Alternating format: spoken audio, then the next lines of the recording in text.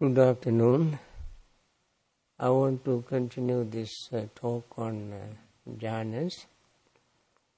Today, as I said yesterday, I want to start with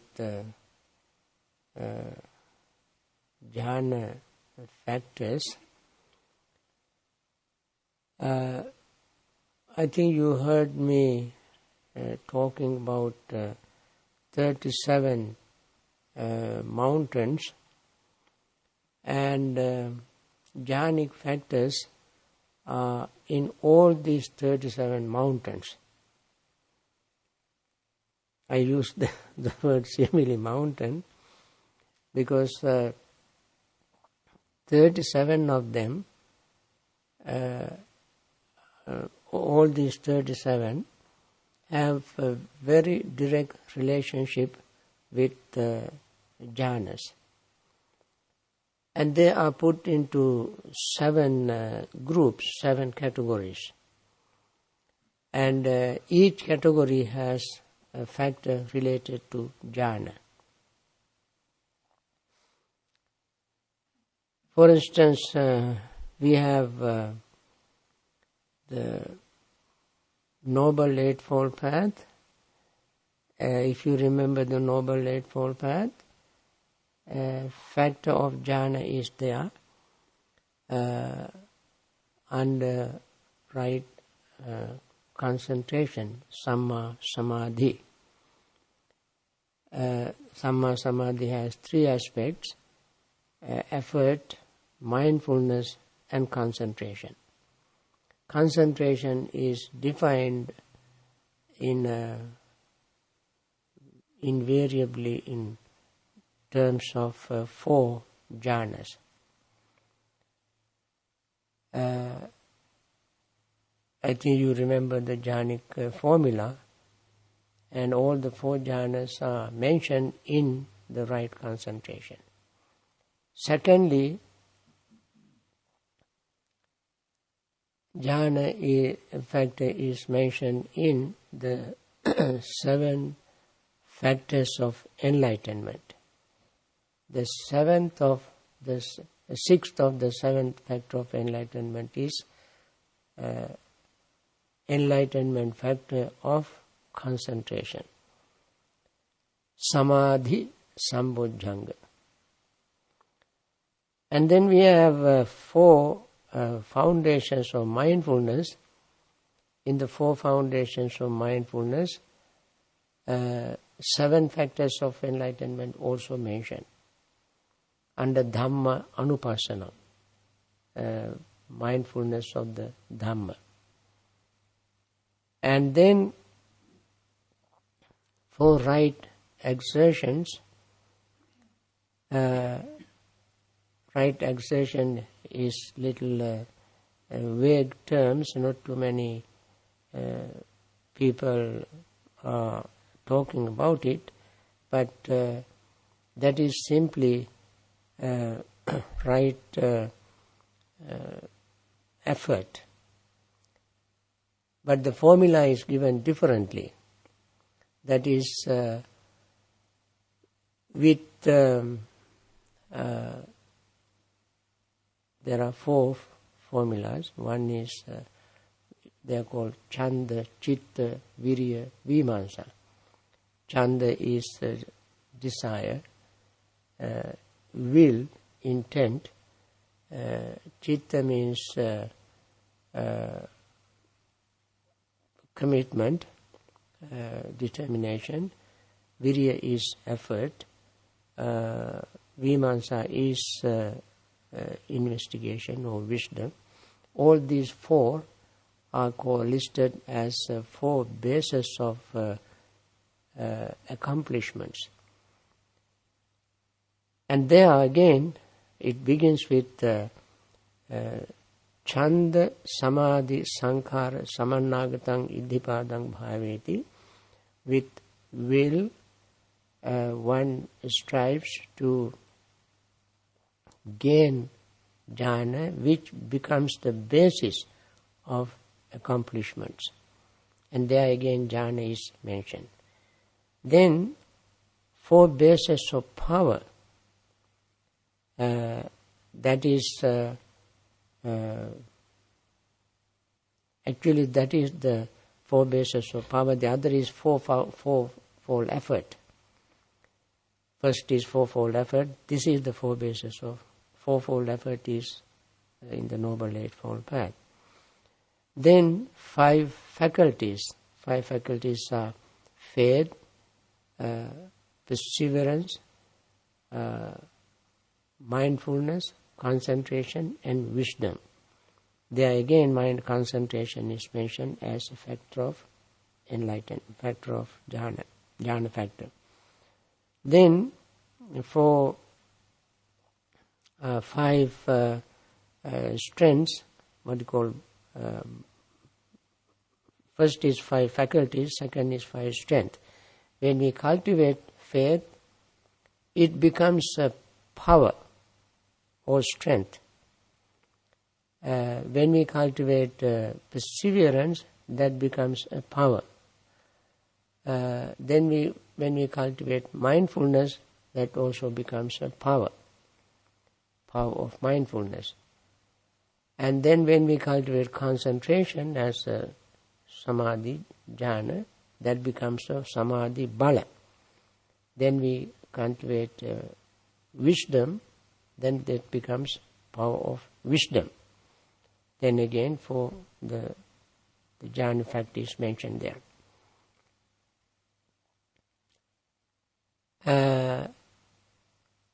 Putting all of them together, we practice jhana. That means if we practice one of them, we practice jhanas. For example, you can read this in these texts. When you practice mindfulness of breathing, the factors of 7 factors of enlightenment is mentioned 4 times. That is when you practice mindfulness of the body. Mindfulness of breathing is divided into 4 groups. First group is called mindfulness of body. Each has four what we call 4 tetras. First 4 is mindfulness of the body. Second 4 is called mindfulness of feelings. Third 4 is called mindfulness of the mind. Fourth 4 is called mindfulness of the Dhamma. At the end of each section, Buddha said, if one practices one of these sections, one practices 7 factors of enlightenment, one of which is jhanas. And then when you go to Mahasatipatthana Sutta, you can find the same thing. So, you can see jhana practice is almost inevitable practice in our meditation. That is why I wanted to put all these 37 together to show how important the jhana practice is. And when we take the one of these categories, 7 factors of enlightenment, for example, you can see the logical sequence of the development of concentration. First is mindfulness. We practice mindfulness as we normally do. Keep practicing. Morning, evening, daytime, nighttime, sitting, standing, walking, and any posture we practice mindfulness. These days, practicing mindfulness is not so commonly mentioned. There are groups called sitting groups. They are not called meditation groups, they are called sitting groups. Sitting groups we can find on the bus, Sitting groups we can find in classes in schools, from kindergarten through universities. You can see sitting groups, and you can see sitting groups in office, sitting group in factories and so forth. It doesn't mean anything. But we must say, because for them, for some reason, meditation is something that you do only in sitting. If you sit, doesn't matter, you belong to sitting group.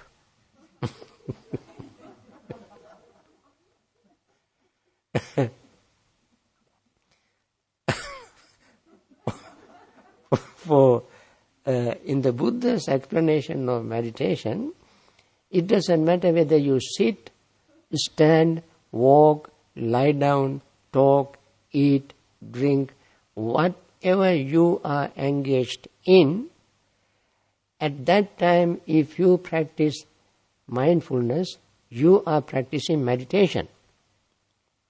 So, instead of calling meditation groups, these are special groups that they spend some time sitting. After sitting, they can walk with mindfulness. They can eat with mindfulness. They can talk with, we all can talk with mindfulness.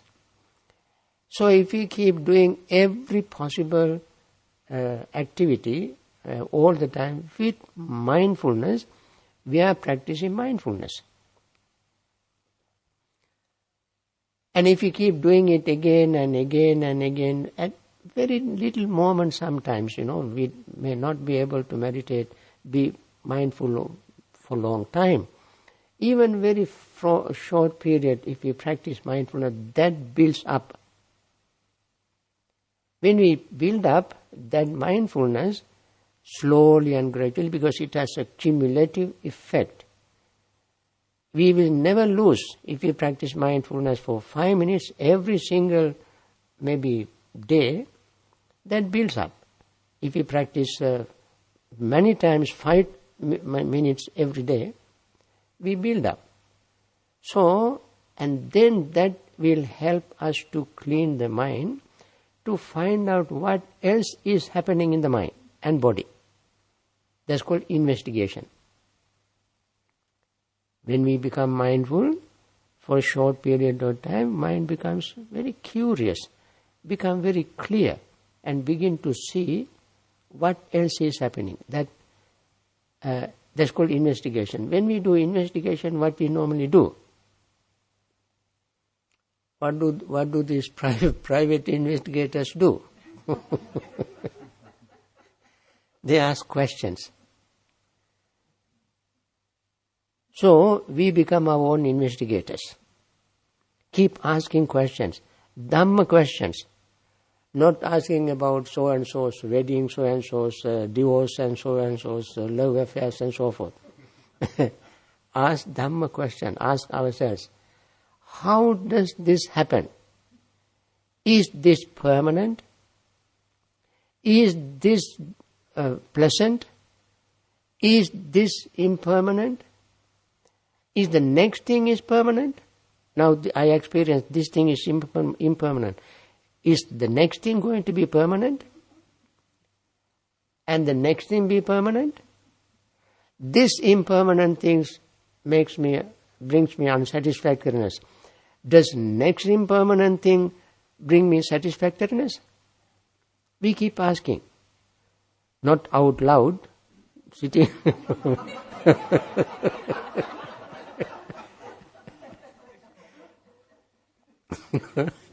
Sometimes, one day we had an interfaith conference at our university, and somebody came from another tradition, I don't want to mention the name.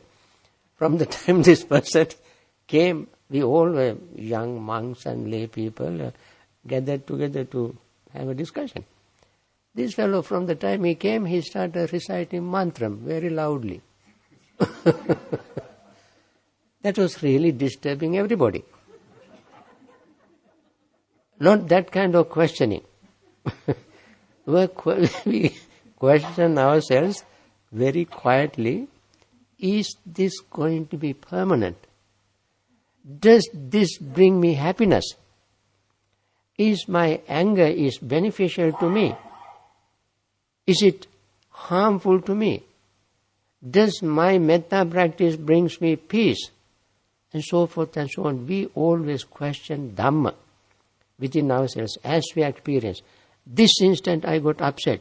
We ask, this upset going to make me happy? Is it going to bring my blood pressure down? So we keep asking questions. When we ask this question honestly, sincerely, we get the right answer. This is how we investigate Dhamma.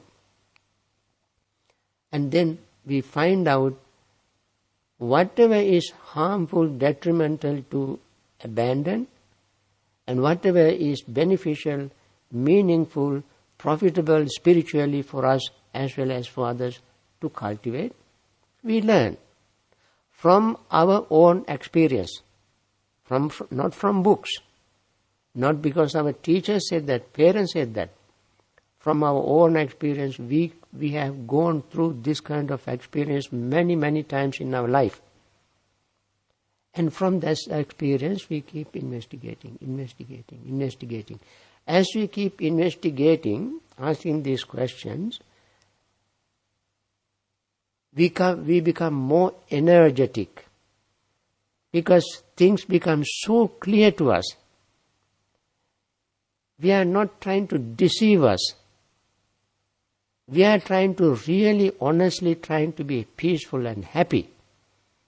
And we begin to see, yes, every time I got angry, I was miserable, unhappy. So when the truth reveals to us within ourselves, we become more energetic. We want to keep attempting, trying to not to let unnourishing, unwholesome mental states arising. Like unnourishing, unwholesome mental state is sometimes greed, jealousy, fear, tension, anxiety, worry, covetousness, things like that. Unnourishing, they are not always there. Sometimes they arise, sometimes not. When they are not there, we try not to let them invade our mind. That's an effort. From our experience, we know when they are not there, we are very happy and peaceful. So we don't want to invite them. We'll hold them at bay. Let them be there. We don't want to wake up the sleeping tigers. Let them be there. But in spite of our very sincere effort, trying to buffer them against them, and they can sneak into our mind.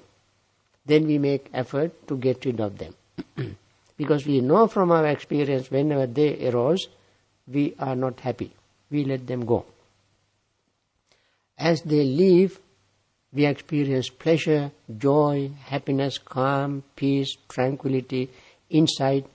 Then we want to cultivate that. These are the 4 types of effort. And when we investigate, seeing the results from our own experience, we get energized, and we use that energy to cultivate this wholesome mental state. That is the 3rd factor of enlightenment. That happens in that order. When mindfulness takes place, investigation takes place. When investigation takes place, consequently, effort takes place. And then, when we make this kind of very harmless, beneficial effort, not being hyperactive physically, this is mental effort. We are full of joy. This is very interesting. When we are hyperactive, we are not full of joy. We are nervous. When we have spiritual effort, cultivate spiritual effort, we become calm, relaxed, peaceful, full of joy. Full of joy. And then with joy, we cultivate, how did I get this joy? By seeing the truth, by making effort, I got joy. When we are joyful, that joy, spiritual joy, is also not agitation, excitement, like ordinary joy.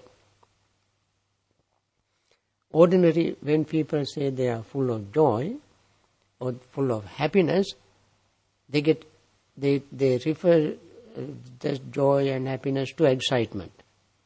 When they are full of excitement, what do? They jump up and down, they smile, they laugh, they talk, they sing, they kiss, they hug, they dance, and say, I'm happy. That is ordinary, mundane joy that they express. That is not spiritual joy. When spiritual joy arises, that really makes the mind and body really calm and relaxed and peaceful. That is how the fifth factor of enlightenment arises. That is what is called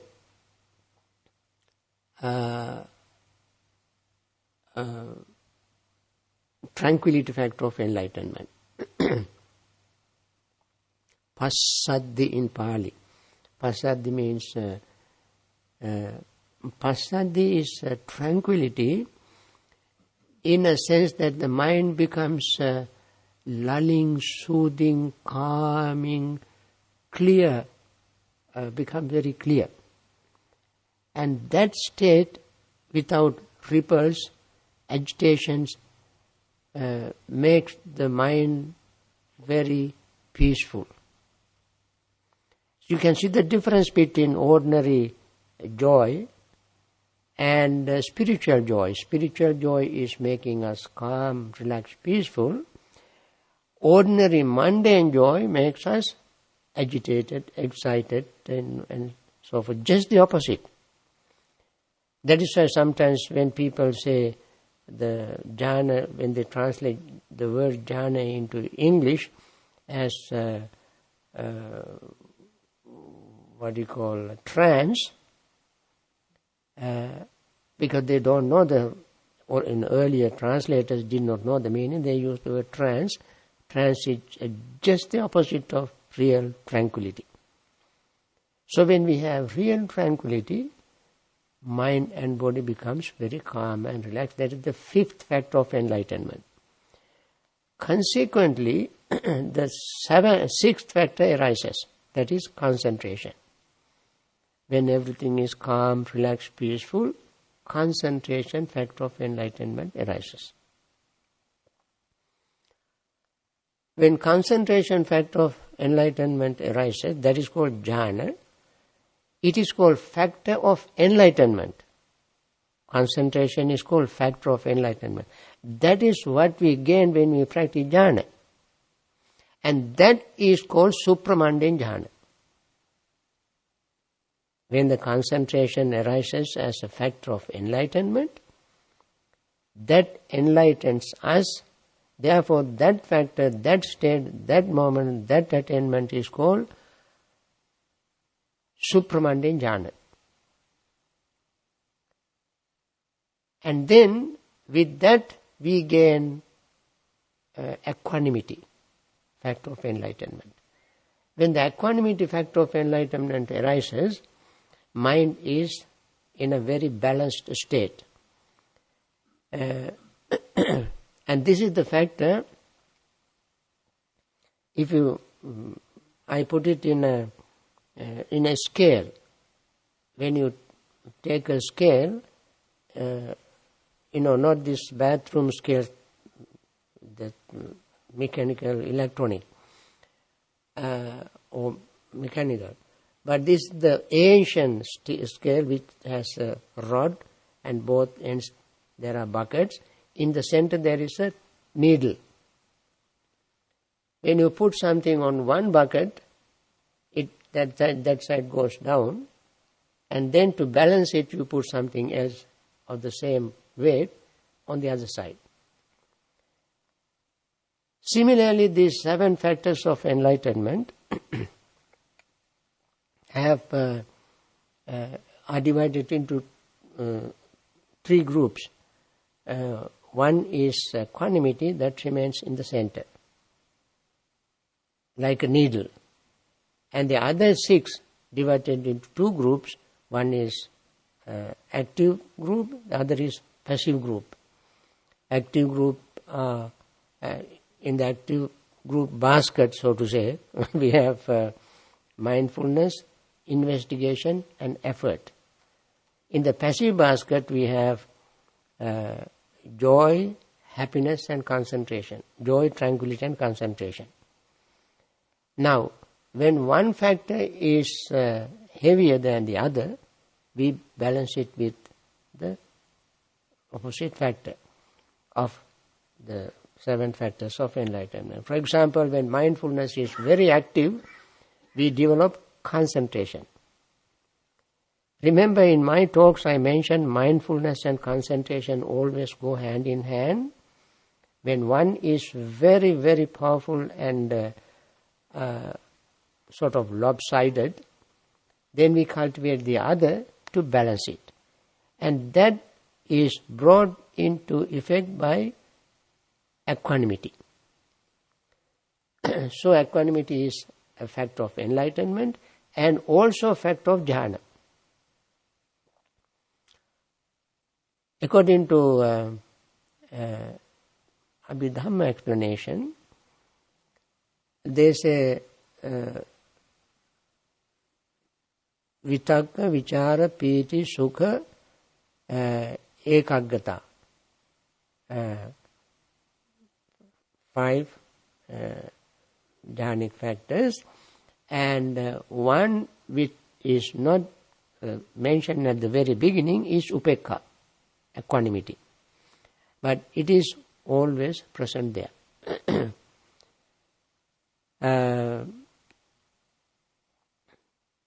So, when we cultivate these 7 factors of enlightenment, 4 jhanas, or 4 jhanas according to sutras, 5 jhanas according to Abhidhamma are developed. Now,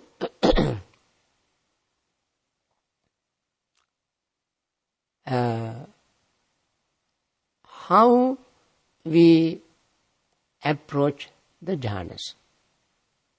I mentioned we start with mindfulness. And also I mentioned that the preparatory stages for mindfulness as well as jhana practice are the same. There's no difference. For mindfulness practice we have to have ethical, moral principles, restraint, mindfulness and clear comprehension, and similarly for jhana practice also we need these factors. So preparatory stages are the same. Then for mindfulness practice we don't select a particular subject, but for our practice we use the breath. And breath we use for both mindfulness as well as jhana practice, because the breath has the ability to bring us either to mindfulness practice or to concentration practice. When we practice mindfulness, we take all the details of breathing into account.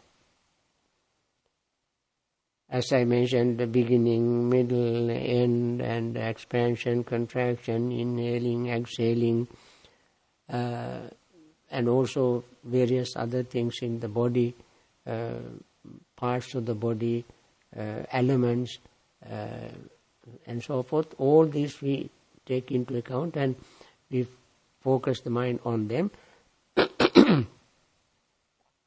and develop our mindfulness. When we practice concentration meditation or jhana meditation, we don't take any of these details into account. we simply focus the mind only on the place where you feel the sensation of touch of breath. Sensation of touch of breath. As we breathe in and out, we feel the breath touching certain place in nasal area, and simply focus mind there. When we do that, of course, naturally, whether we practice mindfulness or concentration, various type of hindrances arise. That is very natural. So when hindrances arise, we have to use mindfulness to overcome hindrances. By just focusing mind on hindrances, you cannot overcome hindrances. You have to use mindfulness. Now, hindrance, before we overcome hindrances to practice mindfulness and concentration, we have to select a time, place, posture to practice. We all know that. One of the very important thing to gain concentration more than mindfulness is seclusion. You cannot gain concentration without seclusion, especially jhana. Some people, without knowing the depth and the way how to cultivate jhana, say you can gain jhana while playing basketball. So all basketball players can gain jhanas. Why? Because they have to focus the mind to put the ball into the basket from a distance while running, competing with others. And it is such a, active, agitated state, and still the mind you have to be very focused.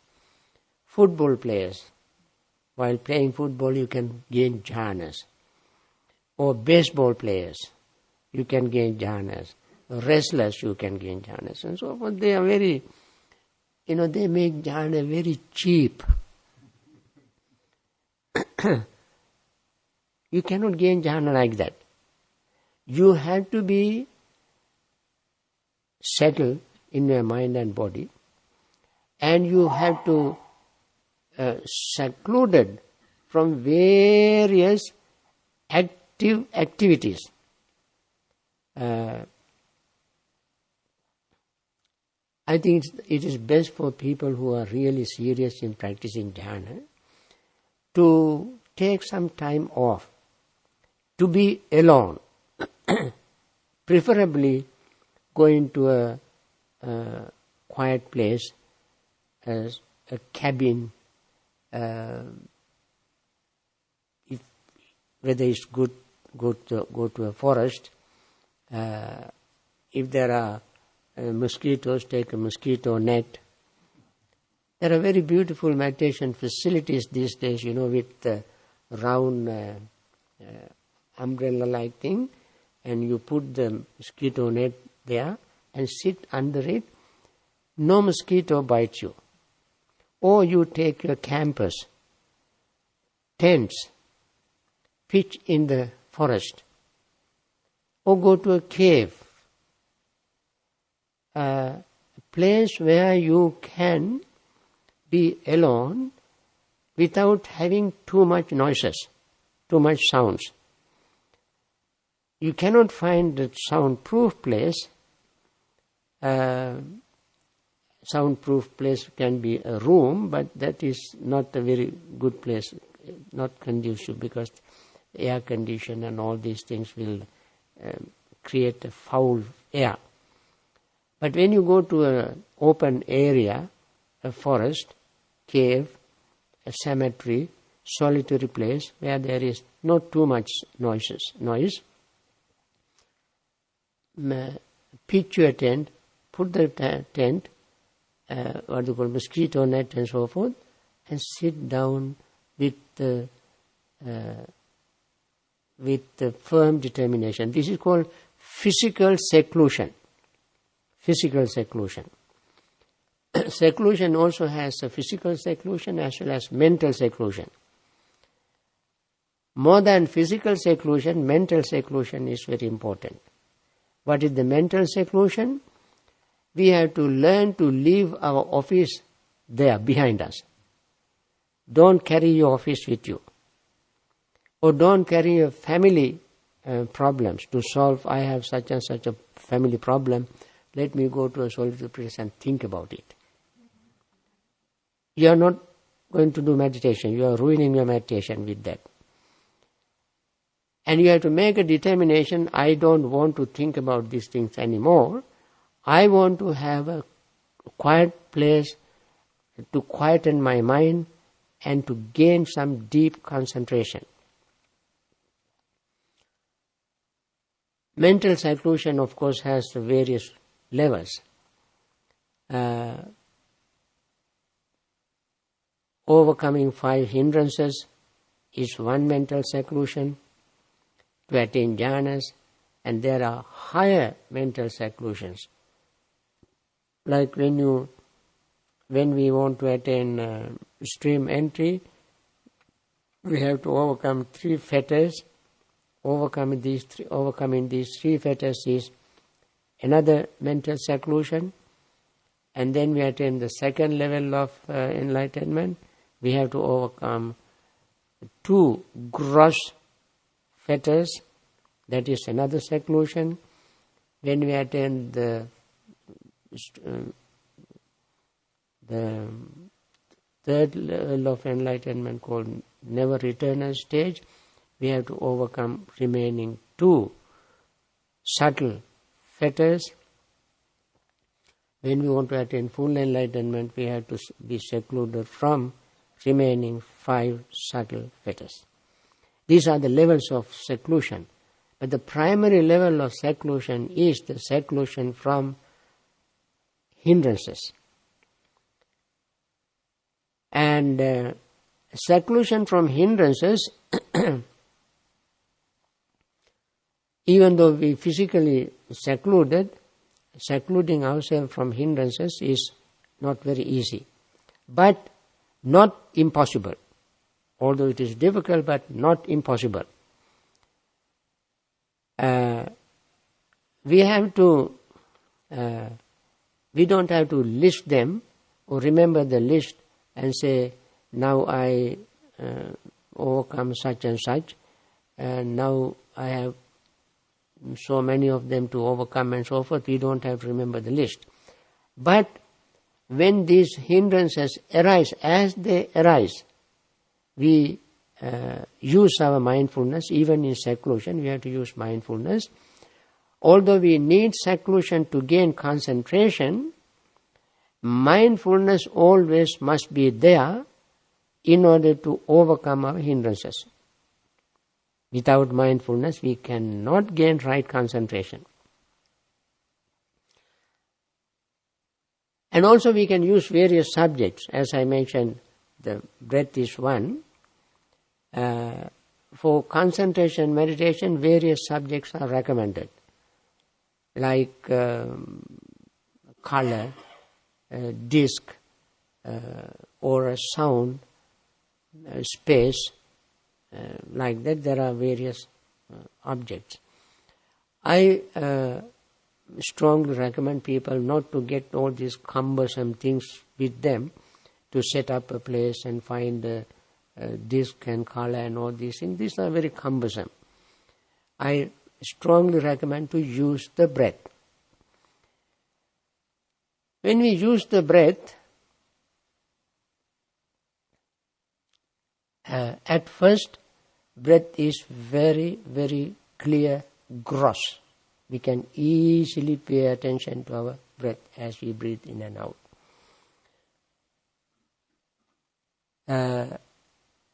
As we sit down, when things are settled assuming that we have gone to a secluded place, quiet place, that's a very good time to gain either concentration or go to sleep.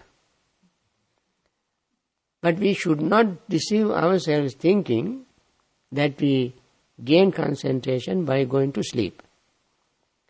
And therefore, the first of the hindrances, although it is not mentioned in that way, is sleepiness. The list is given in one way, but when we try to practice, the practice shows us the things happen not in that order. Order is given just to teach, but they don't arise in that order.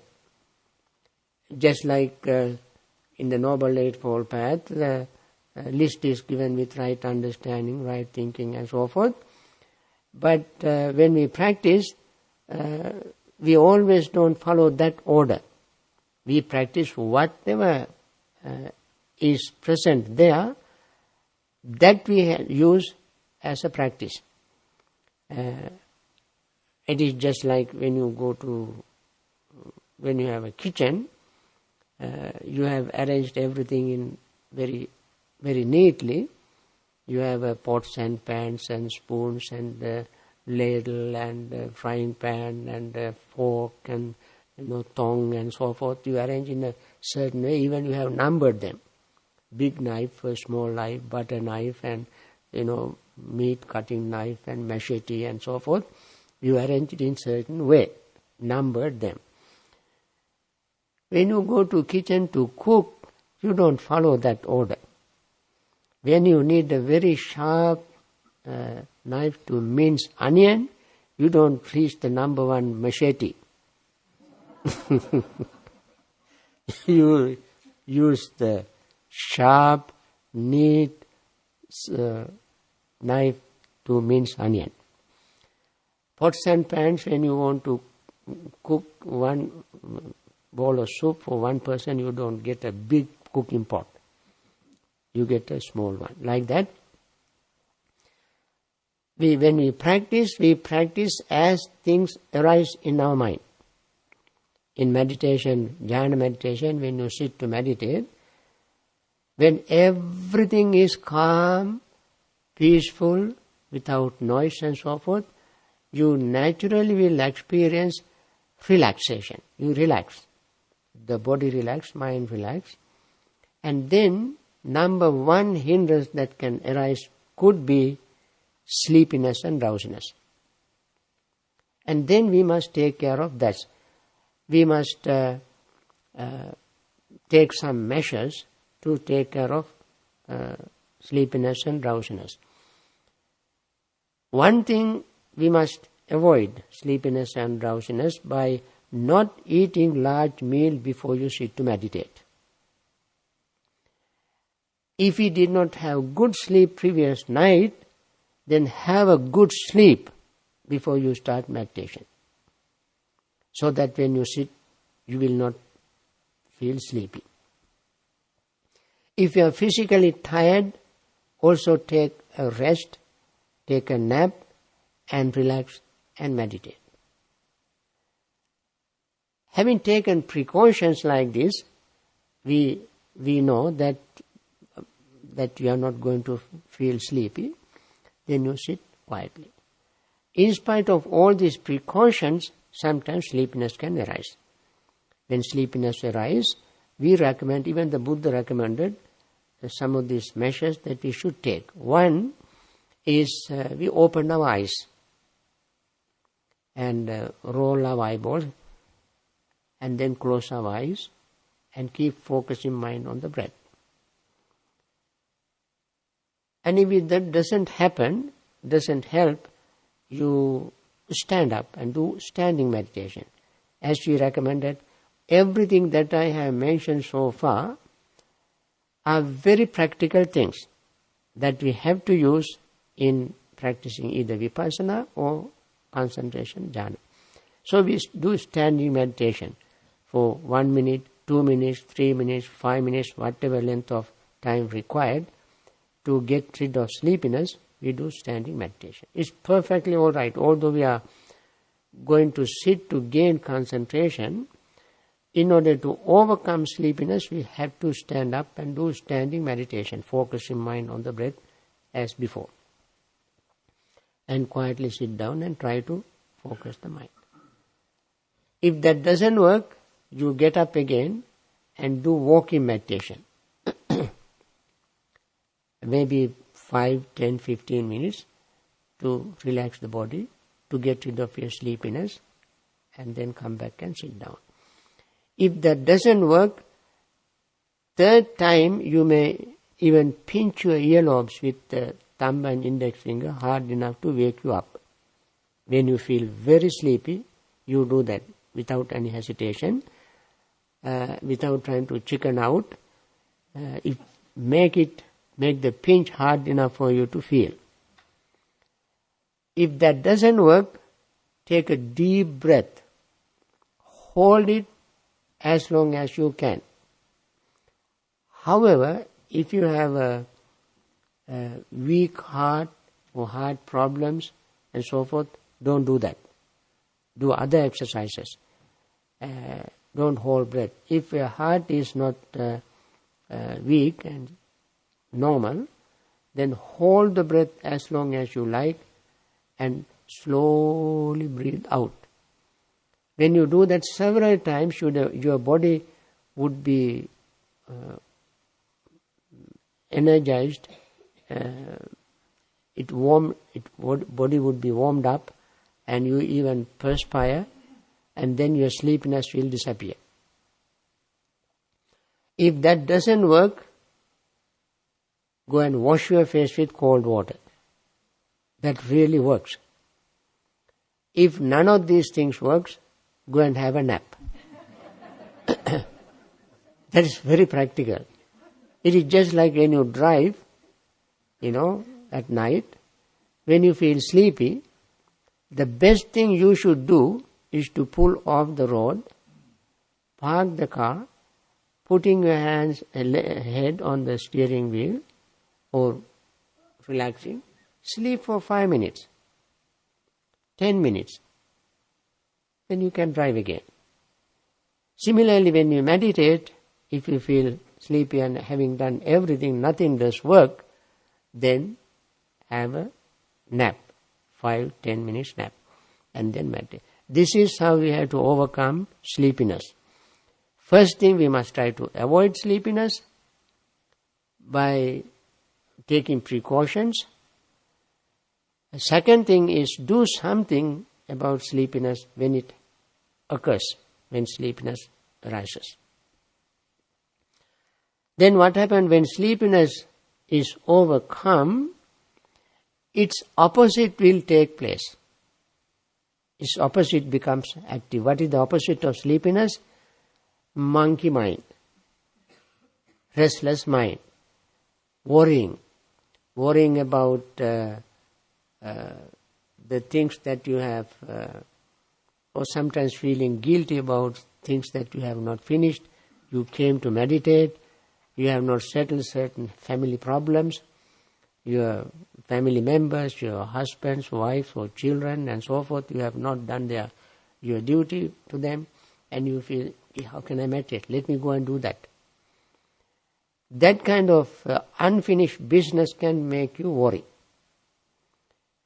Or your office work. That's why you should not take your office to meditation. Leave them. You have to tell yourself, let office be there. It will not disappear. It will just wait for me until I come back. So let me go away without thinking about this job. I'm not going to lose my job. I took my leave, and somebody who has taken over will continue my work. I don't have to worry. I must keep this time for myself. I must really respect myself, my privacy, my state of mind, my health, my peace. I must maintain so that when I go back, I can do even better job. So we have to talk to ourselves before we go to meditation. When we have worries particularly, we must tell ourselves, talking in meditation, especially in Vipassana meditation, is perfectly all right.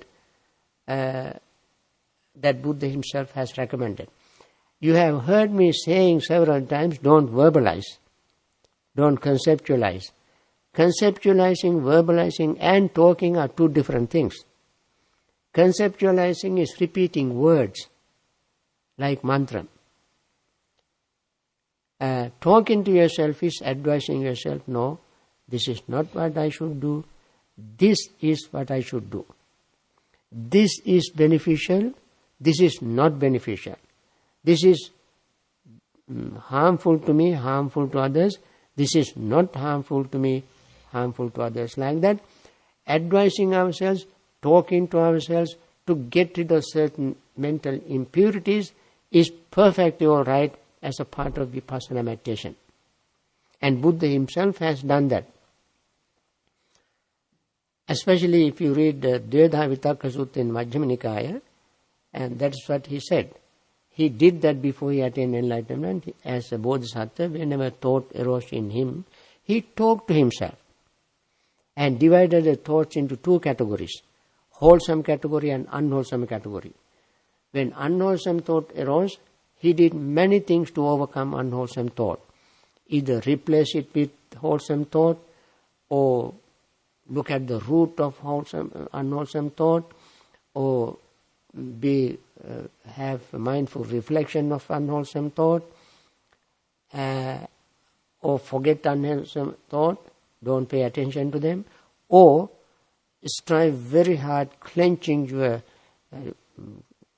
teeth, strive very hard to get rid of them, or investigate. And so forth. He has recommended 12 methods of overcoming hindrances.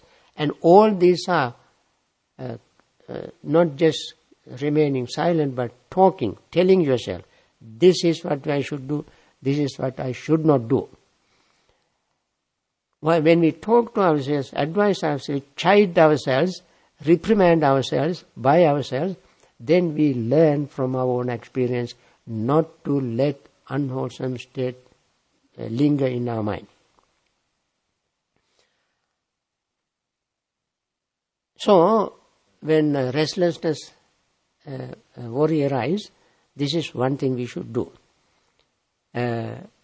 Especially with regard to past things, we'll try to forget it. If it arises, then we must talk to ourselves. I have done so much, I want to do so much in future, but I need good health, mental health. I deserve respect, deserve compassion, deserve love for myself. I deserve cultivating concentration, making my mind healthy to help my family, to do my job better. And so forth, we must talk to ourselves when unwholesome mental state arises, especially restlessness and worry and so forth. We use all our knowledge to talk to ourselves to get back to our calm state of mind. About the past and future, that's what we do when worry arises. And then when it fades away, we return to our original, primary object, that is our breath, and keep focusing mind on it. And then another hindrance can sneak into our mind, that is what we call greed.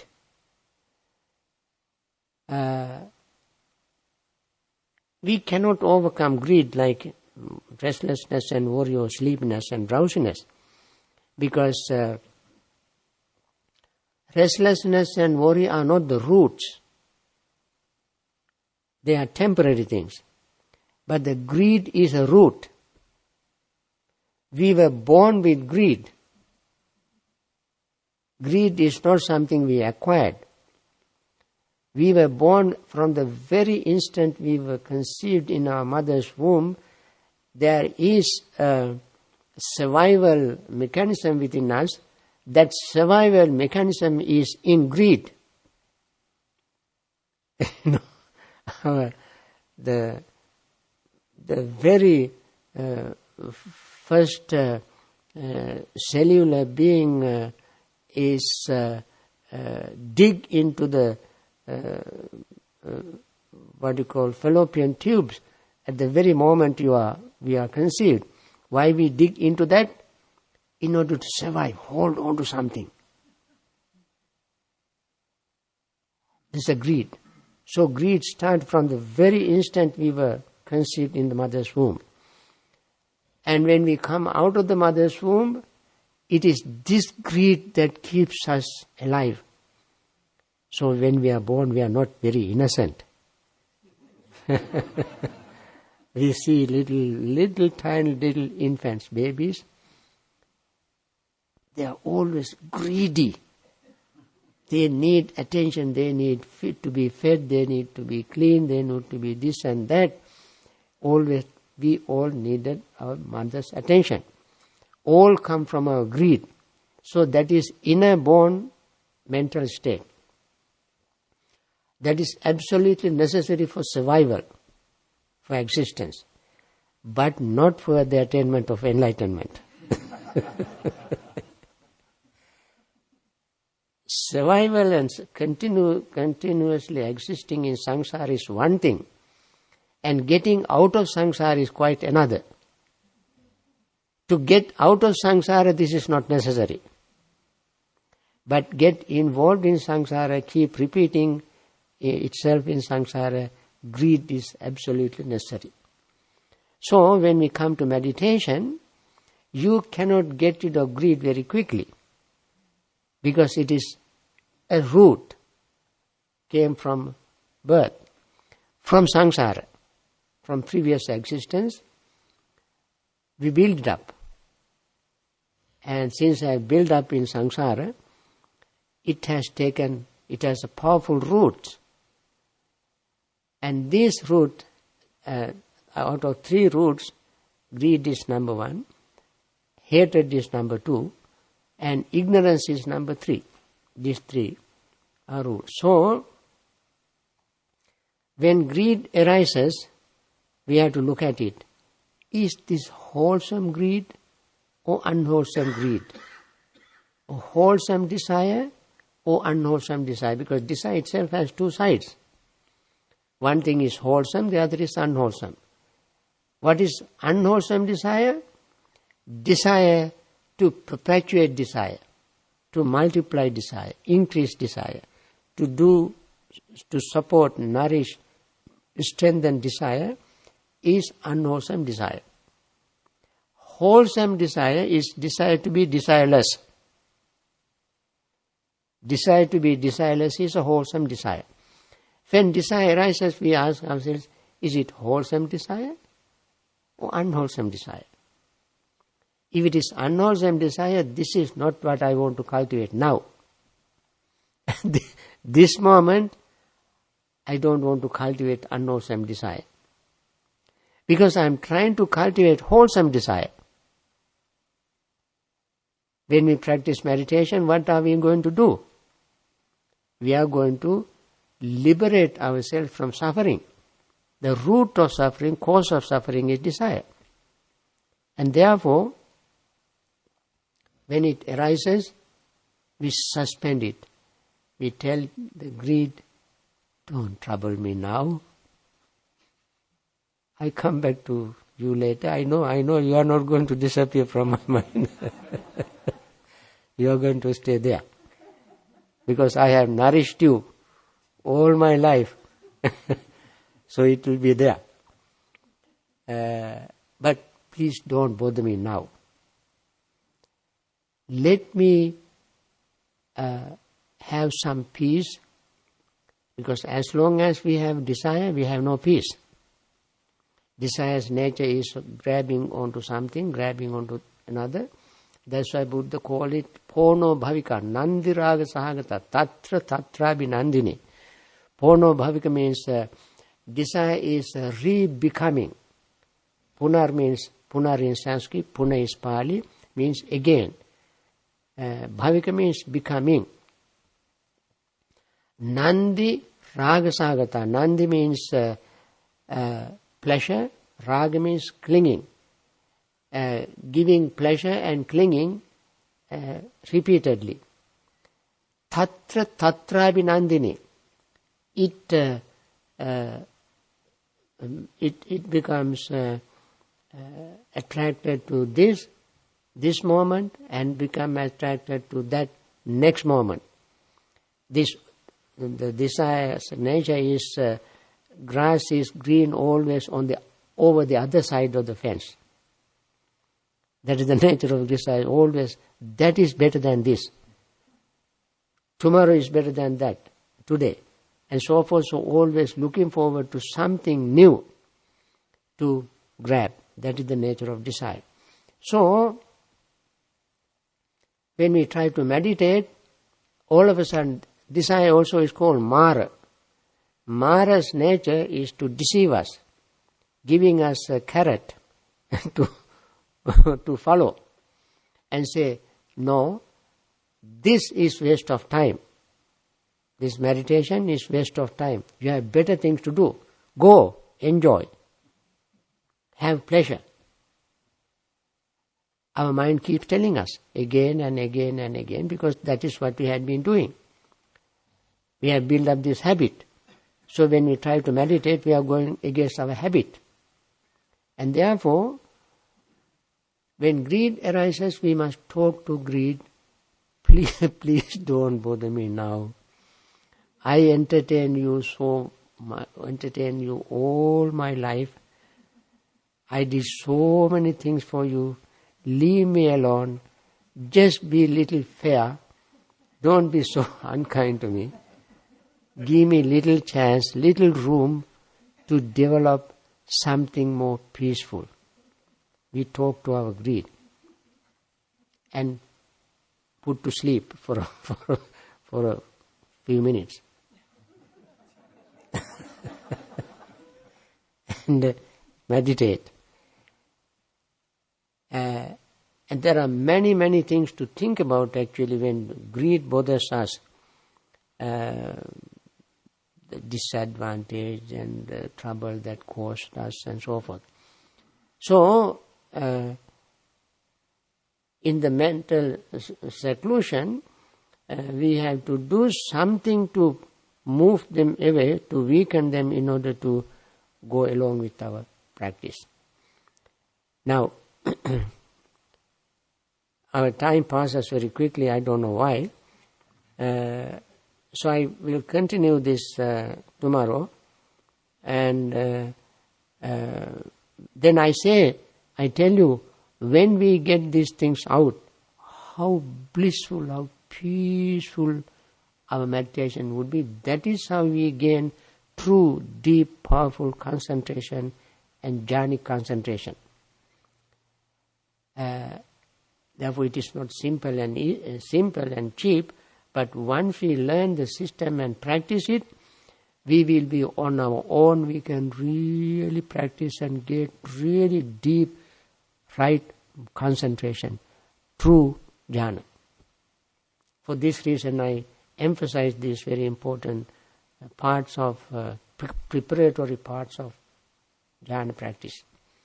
With this, I like to conclude this talk. And today is, I think, Wednesday.